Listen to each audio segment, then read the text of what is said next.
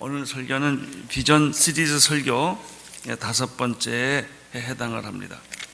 인간의 손에 의한 것이 자연의 섭리와 역사의 원리에 의해서 만들어지는 것은 자연 법칙이라고 우리가 말할 수가 있어요. 그렇지만 하나님이 직접 역사 속에 개입하셔서 하나님의 독특한 역사를 만들어가는 것, 그것은 하나님의 비전이에요. 여러분, 우리가 하나님을 어떻게 이해하는가? 아무 누구도 하나님을 다 알 수가 없고 볼 수가 없지요. 이 하나님을 이해하는 방법은 이 하나님이 역사의 방관자가 아니라 역사 안에 들어오셔서 역사를 통치하시고 다스리시고 간섭하시는 거예요. 오늘 저는 여호수아 6장에 나오는 여리고성이 무너졌던 그 유명한 이야기를 통해서 하나님은 어떻게 내 인생에 개입하시는가, 하나님은 어떻게 우리 한국 역사 속에 개입하시는가, 하나님은 앞으로 이 미래 역사 속에 어떻게 개입하시는가라고 하는 그 구약의 한 모델을 우리는 볼 수가 있습니다. 6장 1절을 함께 보시겠습니다. 시작. 이스라엘 자손들로 인하여 여리고는 굳게 닫혔고 출입하는 자가 없더라. 절망적이고 불가능한 한 상황이 소개되고 있습니다. 가나안 땅의 여리고 사람들은 거인들이었고 그들은 군사적으로, 산업적으로, 경제적으로 굉장히 부강한 나라였음에도 불구하고 연약한 이스라엘 백성들이 이 광야에서 가나안 땅으로 들어온다는 소문만 듣고 이 사람들은 가슴이 저리고, 그리고 아주 그냥 너무너무나 긴박한 절망감 속에서 여리고성을 굳게 닫았던 것입니다. 이 여리고성이 닫혀진 것은 마치 트로이 성이 닫힌 것과 같은 거예요. 에게해를 건너서 강대국이 자기를 쳐들어온다는 이 소문을 듣고 트로이 성은 아주 철옹성벽 트로이 성을 막는 것과 같은 거예요. 이 불가능한 성, 이 철옹성벽을 과연 어떻게 깨뜨릴 수 있겠는가 하는 것입니다. 6장 2절 3절을 보시겠습니다. 2절 3절 시작. 여호와께서 여호수아에게 이르시되 보라, 내가 여리고와 그 땅과 용사를 내 손에 붙였으니 너희 모든 군사는 성을 둘러 성 주위를 매일 한 번씩 돌되 6 동안을 그리하라. 트로이 성은 아무 누구도 깰 수 없는 성인데 한 장수의 기지와 용기와 무술의 힘 때문에 트로이 성은 결국 문이 열립니다. 그리고 도시가 점령이 됩니다. 우리는 그것을 트로이 목마라고 말합니다. 이 트로이 목마는 인간이 만든 역사의 샘플입니다. 인간이 지혜와 기술과 용병술과 또 속임수를 써가지고 한 도시를, 불가능을 깨버리는 그런 것이지만 여리고성이 무너진 것은 전혀 반대입니다. 여호수아와 그 훈련된 군인에 의해서 여리고성이 열린 것이 아니라 전적으로 하나님의 은혜에 의하여 여리고성이 무너지고 가나안 땅이 점령된 아주 트로이 성과 여리고성은 그 대조적인 그 모습을 가지고 있지요. 2절에 보면은 여호와께서 여호수아에게 이르시되 보라, 내가 여리고와 그 왕과 용사를 내 손에 붙이리라, 이런 말씀을 했습니다. 내 손에 붙이리라. 나는 이 세상이 여러분 손에 붙여지기를 축원합니다. 내 손에 붙여질 것이다. 비교하면 여리고성과 여호수아 군대와의 전력 게임은 상상할 수 없는 거예요. 이 여리고를 내 손에 붙여 주겠다라고 하는 이 생각과 이 믿음이 영원하게 가지고 있었을 때 흔들리지 않는 거예요. 어떤 한 사람이나 한 정당이나 한 철학이나 한 역사에 의해서 하나님의 세계는 무너지지 않는 것이다. 여리고 백성들이 얼마나 연약한 사람들이에요. 자, 또 좀 보십시다. 여러분이 여기서 조심할 게 하나 있어요. 조심할 게 하나 있어요. 그게 뭐냐면 우리가 가지고 있는 일반적인 잘못된, 예수 믿는, 하나님 믿는 사람들이 잘못된 게 있어요. 그것은 자기의 실수와 허물을 핑계한다는 겁니다. 오늘날 우리 사회가 이렇게 어렵게 된 것은 철저하게 우리 기득권층들, 소위 말하는 보수층들, 하나님 믿는 사람들이 너무나 잘못한 게 많다는 걸 반성해야 합니다. 이건 당연한 그런 현상이에요. 이건. 그런데 무턱대고 하나님께 핑계만 대면 안 된단 말이에요. 이건. 첫째, 이런 반성을 우리가 심각하게 하고 역사를 새롭게 꾸며갈 수 있도록 만드는 내적 노력이 필요합니다. 그러나 또 하나 조심할 것이 있어요. 그것은 하나님의 생각을, 하나님의 뜻을 나의 상상력과 믿음으로 혼돈하는 겁니다. 하나님이 굉장히 기뻐하실 거다. 이것은 분명히 하나님의 뜻일 것이라고 생각하는 실수입니다. 우리가 어디 찾아보냐면요, 베드로가 무리를 걸은 사건을 찾아볼 수 있어요. 베드로가 무리를 걸었죠? 그걸 봐. 와, 나도 그럼 믿음이 있으면 무리를 걸을 수 있겠네. 그리고 집에서 철야기도 하고 금식기도 하고 새벽기도 하고 열심히 하고 한강변에 가서 믿습니다. 내가 이 사실을 믿느냐? 나는 의심하지 않습니다. 너도 무리를 걸을 수 있느냐? 아멘. 나도 걸을 수 있습니다. 그래가지고 만약에 여기 고수분제 가서 한강변에다 몸을 탁 던지면 뜰까요? 안 뜰까요? 여지없이 빠지지요. 이런 잘못된 믿음을 갖지 말라 이거예요. 베드로도 걸었으니 나도 걸을 것이다.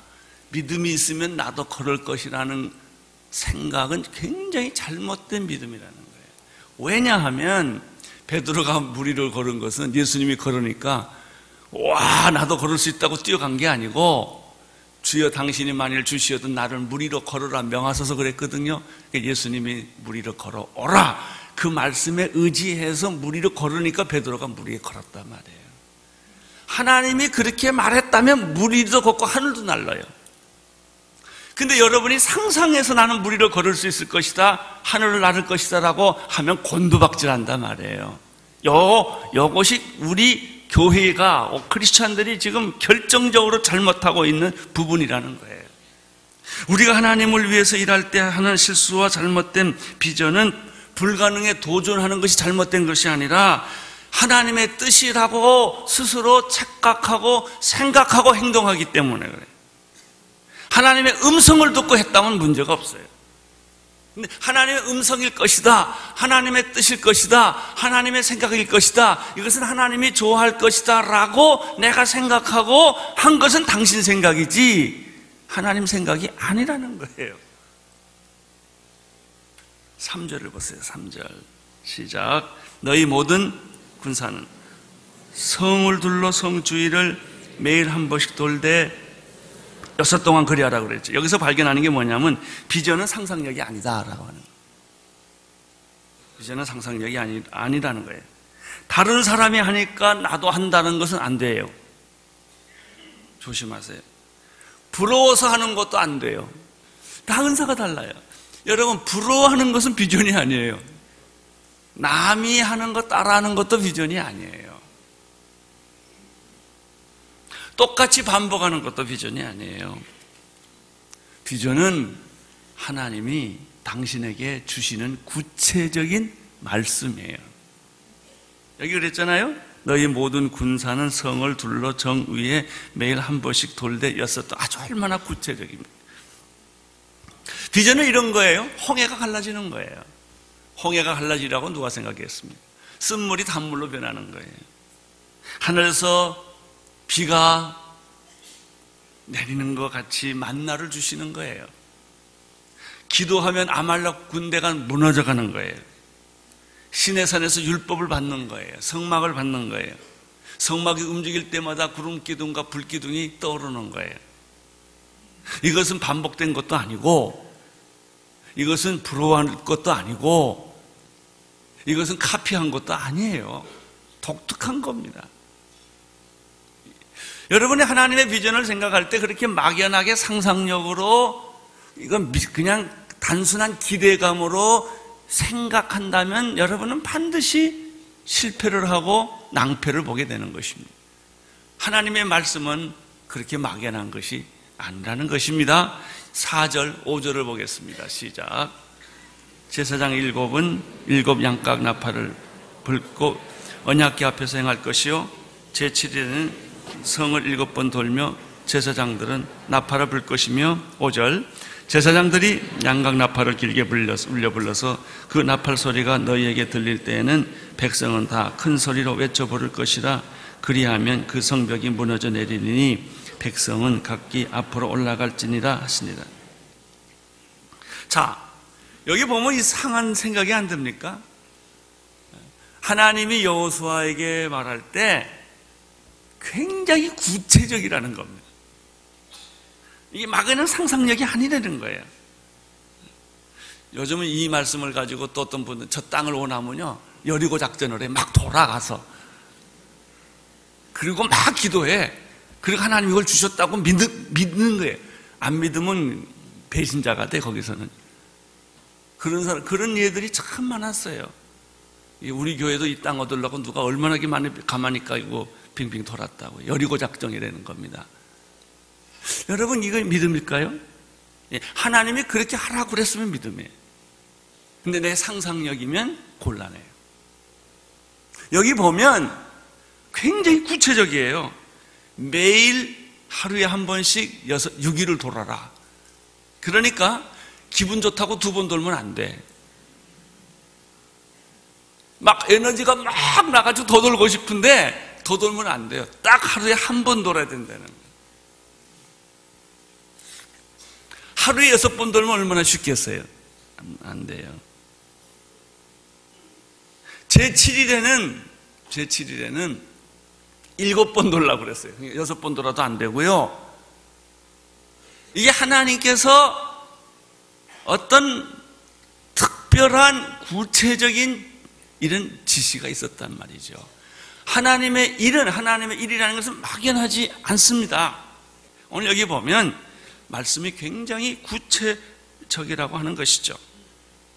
마지막에는 나팔을 불라. 근데 마지막 불 때는 보통 나팔 부는데 마지막 불 때는 크게 길게 불라. 크게 길게 불 때 백성은 한꺼번에 와 하고 소리져라. 이렇게까지 지시가 아주 정확했다라고 하는 것입니다. 자, 비전은 구체적인 것이다. 막연한 것이 아니다. 상황 따라가는 것이 아니다라고 하는 것입니다. 두 번째, 이 4절 5절에서 발견하는 것은 뭐냐면 비전은 창조적이라고 하는 거예요. 아니, 나는 꽃 한 송이를 보면서 참 하나님은 머리도 좋으시고 아이디어가 그렇게 좋다. 어떻게 이런 거를 디자인할 생각을 하셨을까? 오늘 이게 보니까요, 여호수아 군대들이 일어나서 아침에 한 바퀴 삥 돌고 아무것도 안 해. 제7일 날 마지막에 7번 돌고 소리 지르는 건데 도대체 이런 아이디어는 어디서 나왔을까? 그 하는 것들이요, 뭘 베낀 것도 아니고 이건 완전히 창의적인 거예요. 또 4절 5절에서 또 하나 발견하는 게 있는데요, 특이한 게 하나 있습니다. 그 창의적인 아이디어, 상상할 수 없는 전법, 전술 전략이 있음에도 불구하고 아주 굉장히 중요한 공통점이 하나 있다는 거예요. 언약궤를 앞세워라라는 거예요.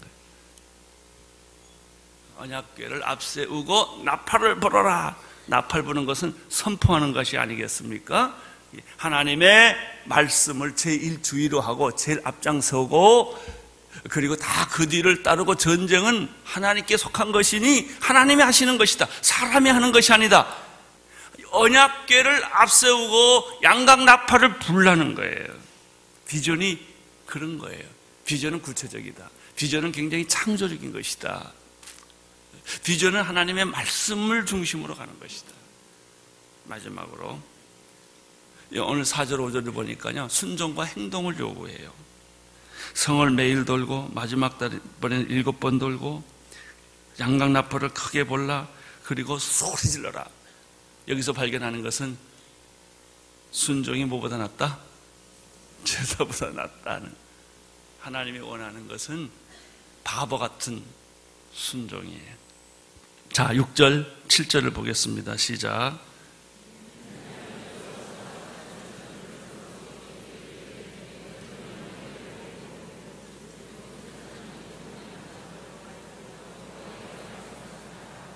(7절) 또 백성이 이르되 나아가서 성을 돌되 무장한 자들이, 그러니까 여호수아는 그의 군대와 제사장과 백성들에게 하나님께 받은 참 말씀을 그대로 전했어요. 여호수아도 대단해요. 나 같으면 좀 붙이고 빼고 그럴 텐데 내 구미에 좀 맞게, 내 경험에 맞게 이거를 좀 조정을 할 텐데 여호수아는 그대로 했어요. 제사장들과 백성들은 참 놀라워요. 바보 같은 말을 그대로 순종해요. 그게 8절 9절입니다. 읽어주십시오. 시작. 여호수아가 백성에게 이르기를 마침에 제사장 7이 일곱 양 나팔을 잡고 여호와 앞에서 진행하며 나팔을 불고 여호와의 언약궤를 뒤따르며 무장한 자들은 나팔 부는 제사장들 앞에서 진행하며 후군은 궤 뒤에서 행하고 제사장들은 나팔을 불며 행하더라. 우리는 눈을 감고 이 장면을 상상할 수 있어요. 전혀 세상의 전쟁법과 다른 전술 전략, 다른 방법, 그리고 일사불란한 순종과 행동. 이제 마지막으로 여호수아는 백성들에게 침묵과 외침의 원리를 이야기합니다. 침묵할 때 침묵해야 하고 외칠 때 외쳐야 되는 원리예요. 10절, 11절을 보십시오. 시작. 여호수아가 백성에게 명하여 이르되 너희는 외치지 말며 너희 음성은 들리지도 말며 너희 입에서 아무 말도 내리지 말라. 그러하나 내가 너희에게 명할 때 외치라 하는 날에 외치니라. 여호와의, 그 다음에 11절, 여호와의 궤로 성을 한번 돌게 하니라. 무리가 전에 돌아가서 자네. 또 참 신통한 말이 나오는데 자래니까 또 자요. 얼마나 훈련이 잘 된 백성들입니까? 침묵하라 하면 침묵하고 외치라면 외치고 성 주변을 돌라 하면 돌고 전에 돌아와서 자라고 하면 잡니다. 이것이 훈련된 하나님의 군사들입니다. 이런 사람들이 역사를 만듭니다.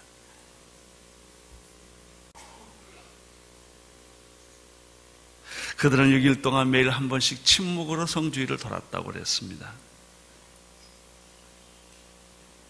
그런데 오늘 본문에서 또 하나 아주 재밌는 거 하나 발견합니다. 12절의 말씀 한 번 더 우리가 올라가서 읽어보겠습니다. 12절 시작. 하나님 말씀이 떨어지니까 해 뜨기 전부터 순종했다. 아침 일찍이 여호수아가 그들 백성에게 명령을 내렸고 행동했다라고 하는 15절을 보겠습니다. 15절 시작.